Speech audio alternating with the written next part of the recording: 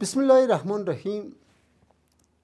سلام خدمت تمام بیننده های عزیز تقدیم می دارم و با امید صحت و سلامتی تک تک شما هستیم. موضوع خشونت بین والدین. ما زمانی که بحث میکنیم که خشونت بین والدین به این معنا هست که خانم و شوهر بین خود مشکل دارند و مشکلات از اینا تنها بر مبنای مشکل بین خود این دو تن نیست. مشکلات از این میایه بالای کودکان تاثیر میگذاره و در آینده ها کودکان را دچار یک سلسله مشکلات میسازه که ما انشالله پیرامون هر مسئله میتونیم صحبت خود را هم داشته باشیم. خشونت والدین بیشتر از نبود یک زبان مشترک شکل میگیره. به دلیل از این مسئله هست که حرف خانم را آقا درک کرده نمیتونه و حرف آقا را خانم درک کرده نمیتونه. یا شاید اونا هم در دورانی که کودک بودن بعض مشکلات ها را از خانواده خود به ارث گرفته بودن و این را آوردن در زندگی زوجی کشاندن و در زندگی زوجی با این مسئله همیشه روبرو بودن.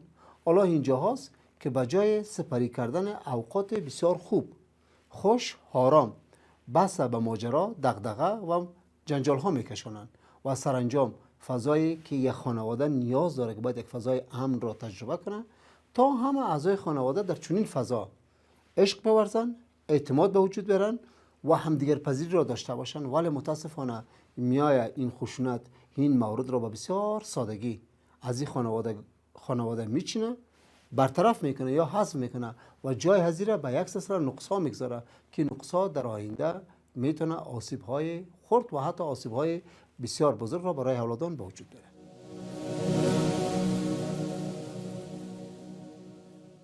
یکی از پدیده های بد خشونت در بین خانواده ایجاد فوبیا بین کودکان می باشه.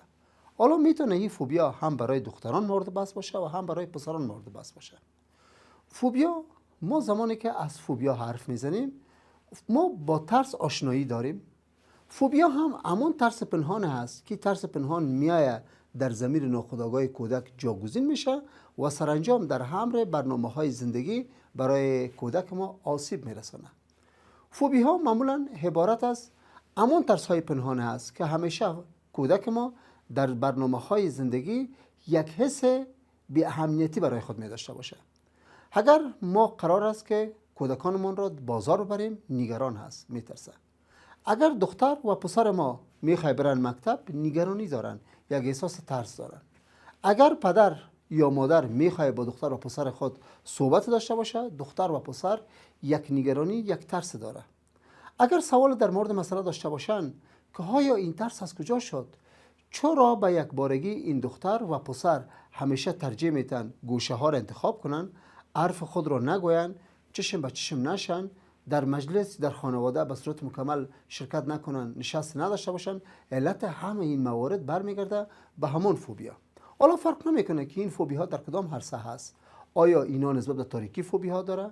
آیا نسبت به میمان اینا فوبی ها داره؟ آیا نسبت به رفتن در بازار اینا فوبی ها داره؟ آیا نسبت به انجام دادن یک کار اینا فوبیا داره؟ آیا رفتن در مکتب برای از اینا یک فوبیا شده؟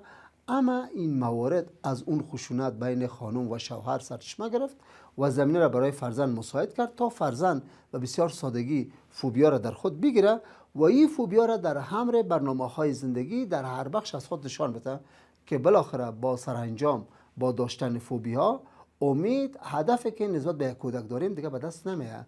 به دلیل این مسئله هست که فوبیا انرژی ذهنی هزینه از پیشش گرفته و همیشه زمینه‌های تاریکی، یأس و ناامیدی را برایش ایجاد میکنه.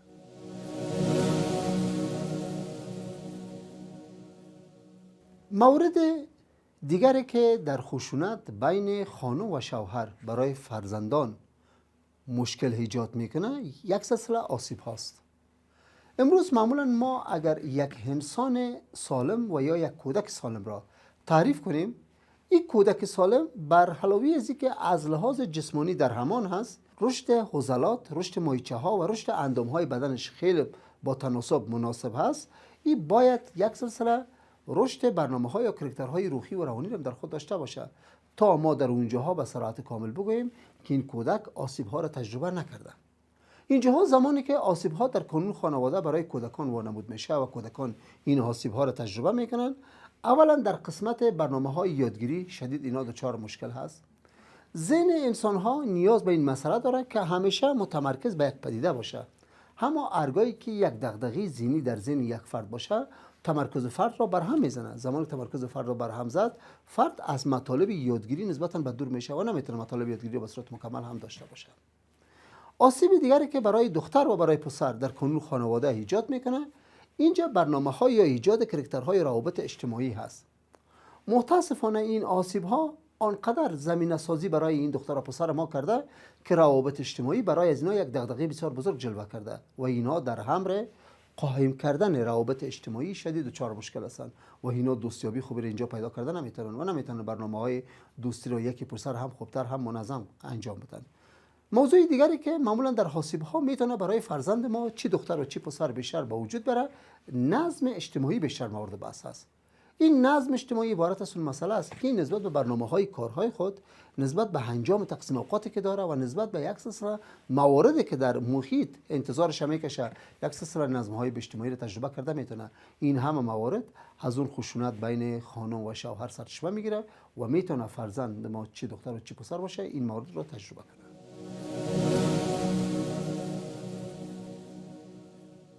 مورد دیگری که خشونت بین خانم و بین شوهر آسیب را برای کودک به وجود میاره، حافظ دادن اعتماد به نفس است.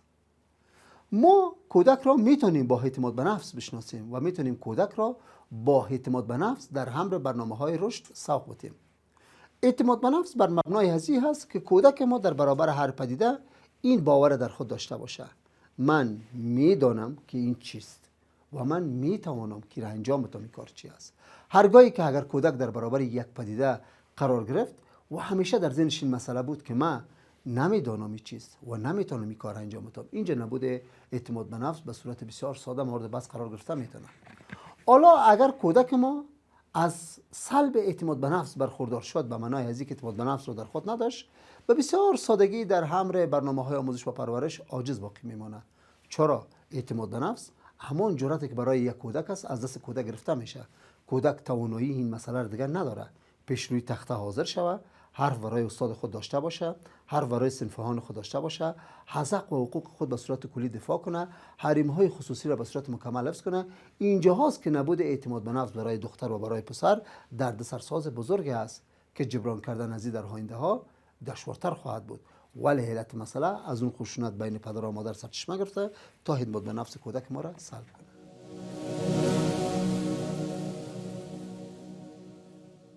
مورد دیگری که از خشونت بین خانم و شوهر برای کودکان پیدا میشه، گرایش، تمایل یا کشاندن به انزوا هست که کودک چی دختر و چی پسر باشه به انزوا میکشنش.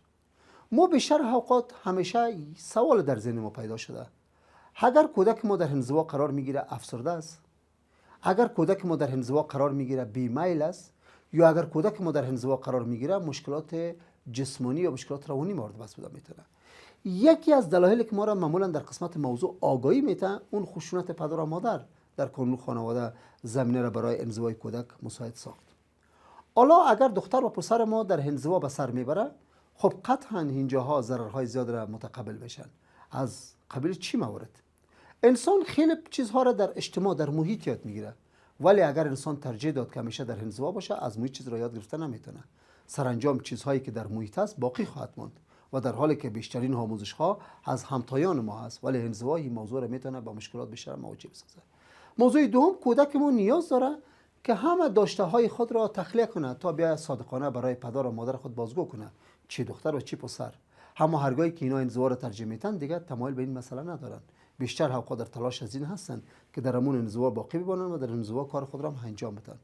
موضوع دیگری که در انزوا همیشه میتونه آسیب ها را برای اینا با وجود بیاره، مسئله یک سلسله اضطرابات هست.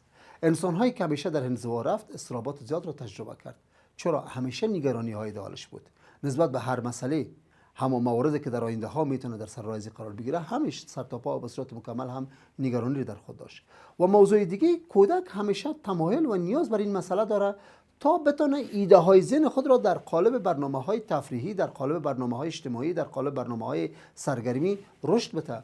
ولی اگر کودک ما در انزوا قرار میگیره این مورد دیگه بسیار سادگی سلب بشه. زمانی که سلب شد هیچ ایده در ذهن کودک پرورش پیدا کرده نمیتونه و کودک همیشه انزوا را دوست داره و این انزوا باعث از این مسئله میشه که حرکات و فعالیت‌های بدن هزیر مختل بسازه، حالت تنبلی، حالت ترس، حالت وحشت و ده ها مورد دیگه برایش به صورت مکمل هم به وجود بیاره. ولی ما باید متوجه این مسئله باشیم که خشونت پدر و مادر در قالب تنها خشونت مورد بحث قرار نمیگیره. میتونه این همه مواردی که خیلی خطرناک و نگران کننده است تک تک به وجود بیاره و ما اگر سرانجام با این مورد روبرو شدیم بالاخره متوجه این مسئله میشیم که ضررهای زیره یا پیامدهای زیره در جاهای دیگه تجربه خواهیم کرد.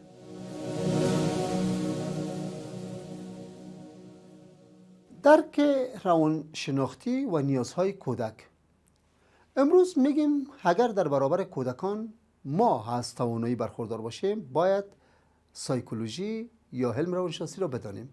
همون در حالی که امروز علم روانشناسی را بسیار سادگی ما هم کسب کرده میتونیم. برنامه هایی که برای شما همیشه در نظر گرفته میشه در قالب بلند بردن کاراکترهای روحی و روانی و روانشناسی مورد بحث قرار میگیره.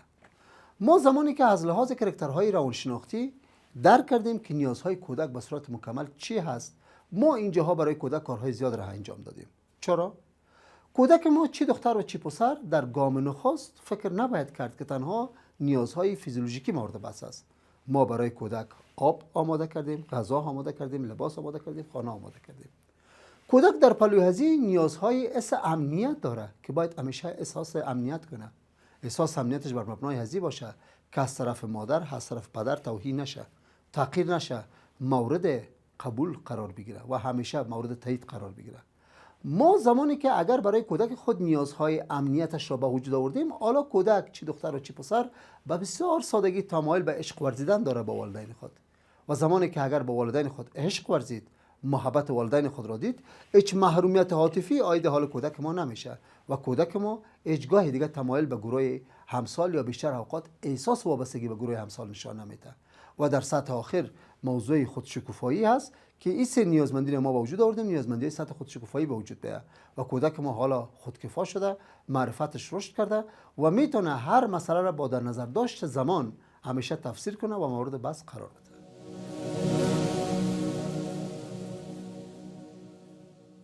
آیا حفظ اهمیت اعتماد به نفس در کودکان یک مسئله مهم هست؟ بدون شک. اگر کودکان از اعتماد به نفس برخوردار بودن میتونن خیلی موارد دیگه که برای کودکان انتظارش میرود ساده تر انجام بدن.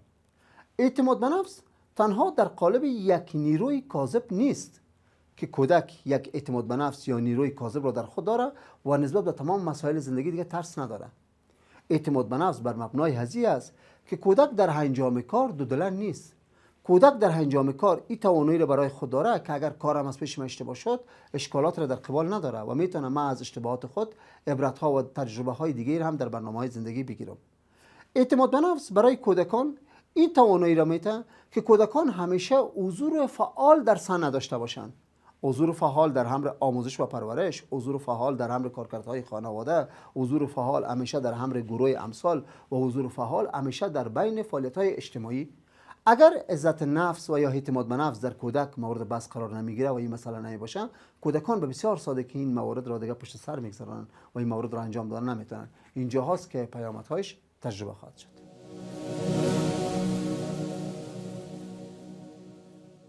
دو مسئله که همواره ذهن ما را به سمت خود میکشانه: غرور، اعتماد به نفس. پرورش غرور و اعتماد به نفس آیا در کودکان واقعا از چی معنای برخوردار خواهد بود؟ انسان در بعضا جاها با غرور خود میتونه تعریف شود. چرا؟ انسان با غرور خود زمانی میتونه به اهداف خود به صورت کلی هم برسه که غرور سالم در وجود انسان ها هست. انسان دوست داره همیشه مورد محبت قرار بگیره. انسان دوست داره که هیچ وقت مورد اهانت یا توهین قرار نگیره و انسان دوست داره که در هر جا برایش عزت مورد بحث قرار بگیره. انسان هایی که همیشه در تلاش تقویت غرور سالم در خود هستند، اینا به غرور دیگران هم احترام میگذارن و داشتن غرور در بین کودکان ما یک موضوع اساسی مورد بحث قرار میگیره. چرا؟ این غرور باعث از این مسئله میشه که کودک ما را در امر اصولگرایی آماده بسازه و بتونه برنامه‌های خود را خوبتر انجام بده. اما مسئله اعتماد به نفس همواره در کودکان ما یک توانایی در قالب این مسئله هست که کودک به این باور برسه: من میدانم و من میتوانم. هرگاهی که کودکان ما در همه برنامه‌های زندگی این باور در خود پیدا کرد که من میتوانم و من میدانم، میتونم موارد را واقعا کسب کنم، موارد را انجام بده. ولی اگر در همه برنامه زندگی این دو مسئله اصلا نهادینه نشه، در کودک ما رشد نکنه، سرانجام نبوده از اینا مشکلات میتونه خلق کنه. والدین محترم، قوی‌ترین والدین حوصله‌مند هستند.